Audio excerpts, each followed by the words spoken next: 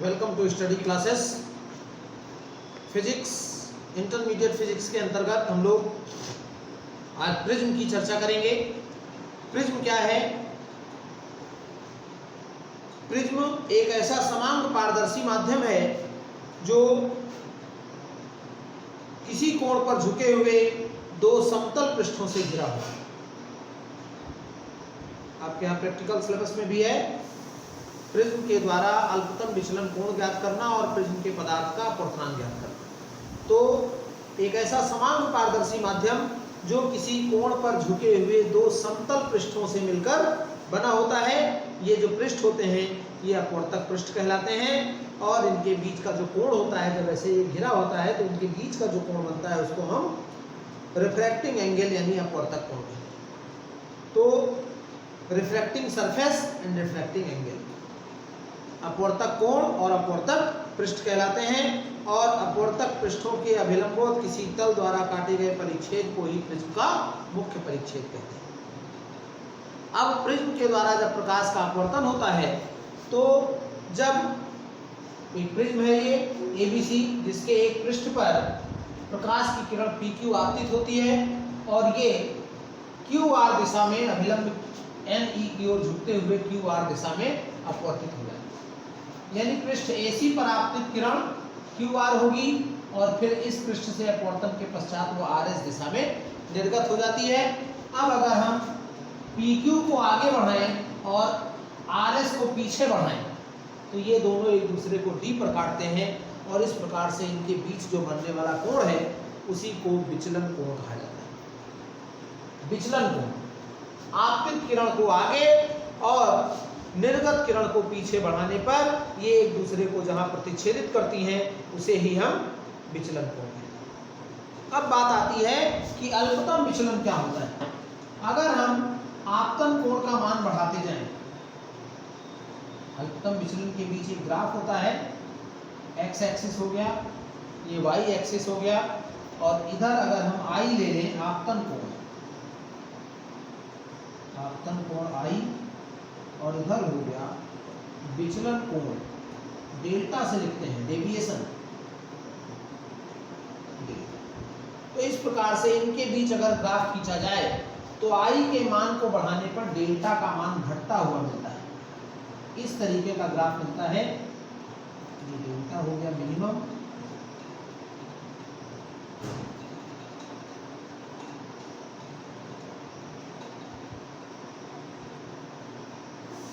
और ये आई, ये कहलाएगा आई डेल्टा वन।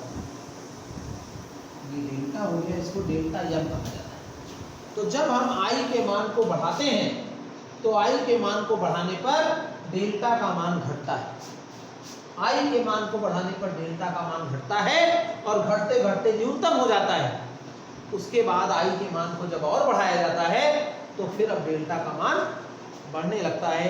तो इस प्रकार से एक विशेष कोण के लिए हमको डेल्टा का न्यूनतम मान प्राप्त होता है और इसी को हम मिनिमम डेविएशन यानी अल्पतम विचलन कोण कहते हैं। अल्पतम विचलन कोण की परिभाषा महत्वपूर्ण हो सकती है। डेल्टा एम से प्रदर्शित करते हैं। कैसे होगी? आपतन कोण के मान को बढ़ाने पर विचलन कोण बढ़ता है और जब हम विचलन आपतन कोण को और बढ़ाते जाते हैं विचलन कोण घटता है और घटते घटते एक न्यूनतम मान को प्राप्त कर लेता है। अब आपतन कोण को बढ़ाने पर विचलन कोण नहीं घटता है, अब वो बढ़ने लगता है। तो इस प्रकार से एक विशेष आपतन कोण के लिए विचलन कोण का मान न्यूनतम होता है। इसे ही न्यूनतम विचलन कोण या अल्पतम विचलन कोण।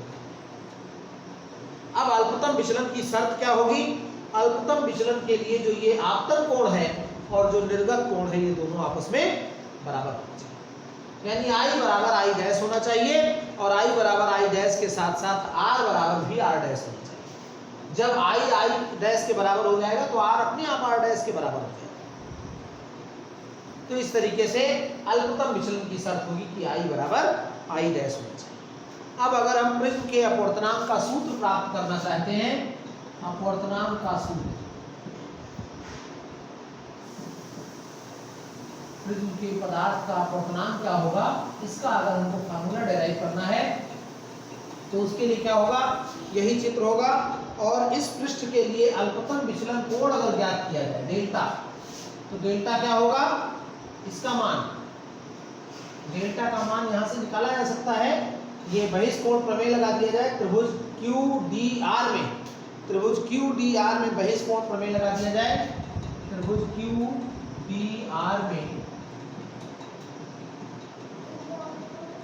बहिष्कोण प्रमेय से डेल्टा क्या हो जाएगा, कोण DQR, कोण DQR प्लस कोण DRQ।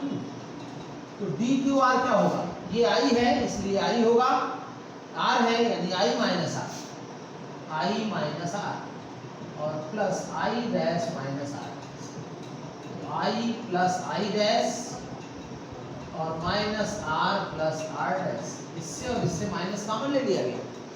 अब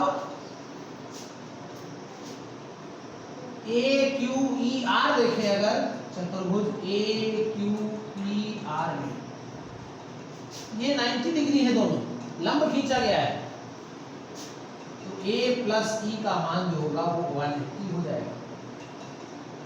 और इसी प्रकार से अगर हम QER की बात करें, त्रिभुज QER में क्या होगा, R plus R dash and plus E, triangle के इंटरनल एंगल्स का जो समेशन होता है 180 होता है। इनको माइनस कर दीजिए, माइनस करेंगे तो is equal to 0, R plus R dash equal to A। अल्पतम विचलन की शर्त क्या है, अल्पतम विचलन के लिए क्या बताया गया अभी, R बराबर R डैश, तो A बराबर क्या हो जाएगा, R प्लस R, माने A equal to 2R, R equal to A by 2। अब हम इस इक्वेशन की बात कर लें, इसलिए डेल्टा M क्या हो जाएगा, I प्लस I डैश, तो I हो जाएगा R बराबर R डैश और I बराबर I डैश, हमने शर्त अभी आपको बताई। तो I डैश के स्थान पर I रख लिया गया और R डैश के स्थान पर R रखेंगे, यानी ये हो जाएगा 2R, ये हो गया 2I और ये हो गया A। तो 2I equal to delta M plus A, I equal to A plus delta M by 2। इसलिए म्यू क्या होगा, पदार्थ का अपवर्तनांक mu equal to Snell's law sine I upon sine R, sine A plus delta M by 2 upon sine A by 2। ये आपका prism के पदार्थ का अपवर्तनांक का सूत्र हो जाता है।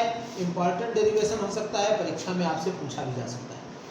अब अगर पतले प्रिज्म की बात की जाए, यहीं पर प्रिज्म पतला है तो पतले प्रिज्म के लिए जो प्रिज्म कोण होगा वो 5 अंश या इससे भी कम होगा। तो अगर प्रिज्म कोण छोटा है माने पतला प्रिज्म है, तो sine A plus delta M by 2 बराबर A plus delta M by 2। पतले प्रिज्म के, पतले प्रिज्म साइन थीटा बराबर थीटा होता है और साइन A बाई 2 बराबर A, यानी म्यू क्या होगा, A plus delta M by 2 upon A by 2 cut जाएगा, क्या बचेगा आपके पास, म्यू बराबर A plus delta M upon A, यानी म्यू A बराबर A प्लस डेल्टा M। तो यहां से आप म्यू की वैल्यू फाइंड कर सकते हैं, म्यू क्या, डेल्टा M की वैल्यू फाइंड कर सकते हैं और फार्मूला हो जाएगा म्यू माइनस 1 इंटू A।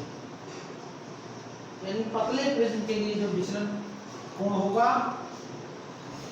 पतले प्रिज्म के लिए विचलन कोण डेल्टा M बराबर म्यू माइनस 1 इंटू A। इस फार्मूले का प्रयोग हम कर सकते हैं और यहाँ से ये बात भी स्पष्ट होती है कि जो प्रिज्म कोण का मान है A, उस पर डिपेंड करता है अल्पतम विचलन कोण। किसी पतले प्रिज्म के लिए विचलन कोण का मान अपवर्तनांक और प्रिज्म कोण पर निर्भर करता है, आपतन कोण पर निर्भर नहीं करता है। ये महत्वपूर्ण प्रूफ हो सकता है। तो ये बात हुई प्रिज्म की, प्रिज्म के पदार्थ के अपवर्तनांक की और पतले प्रिज्म के द्वारा उत्पन्न विचलन कोण की। अब बात करते हैं प्रिज्म द्वारा विचलन और परिक्षेपण।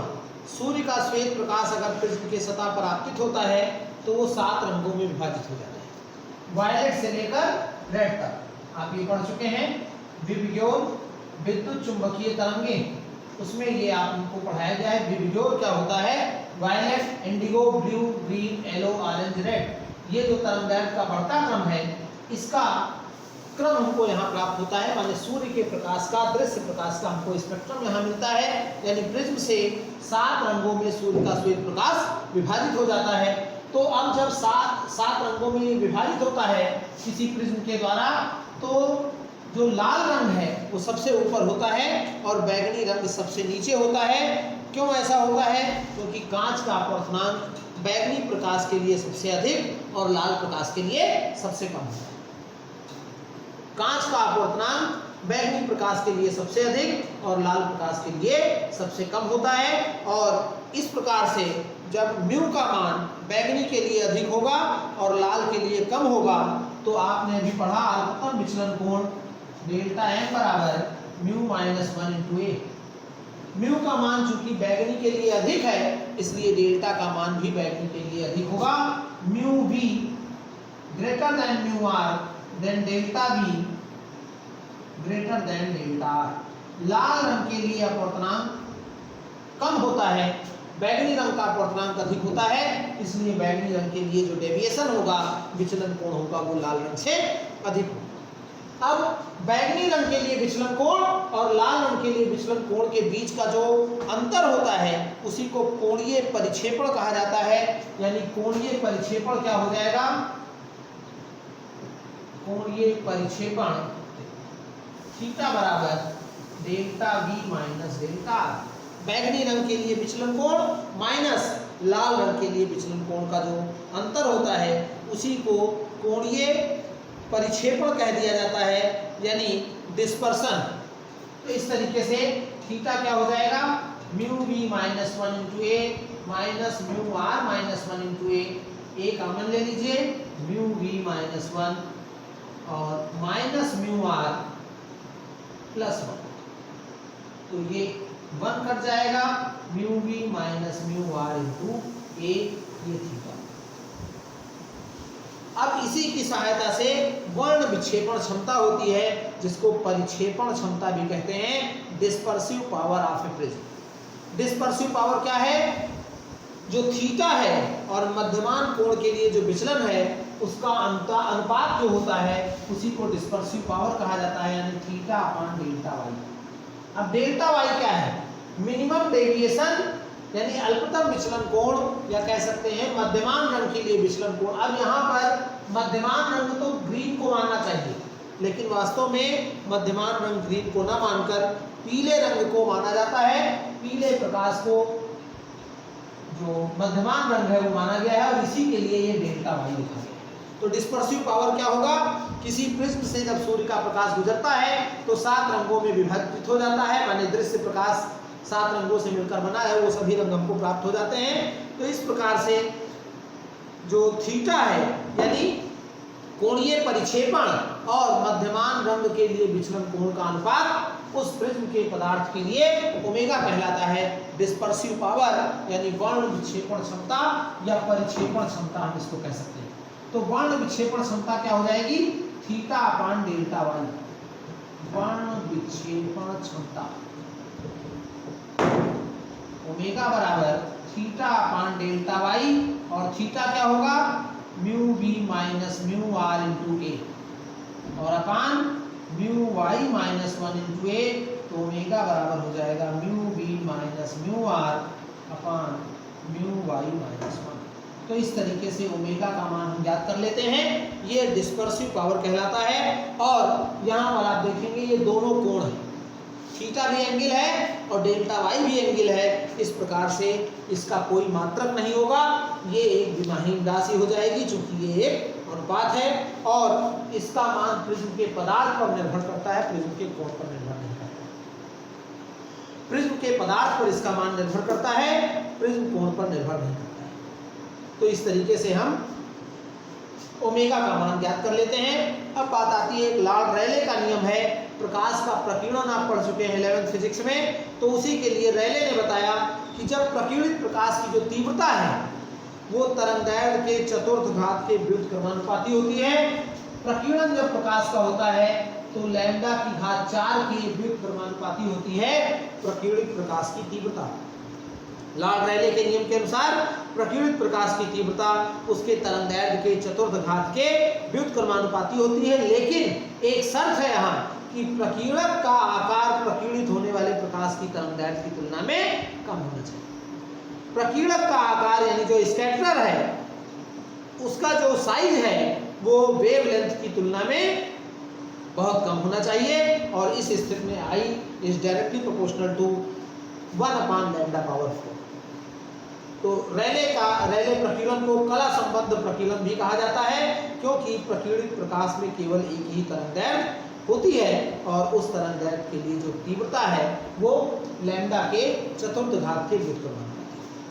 प्रकीर्णन पर ही आधारित तमाम घटनाएं हैं। आपने देखा है आकाश और समुद्र का जल जो नीला प्रतीत होता है हमको, वो प्रकीर्णन के कारण ही होता है।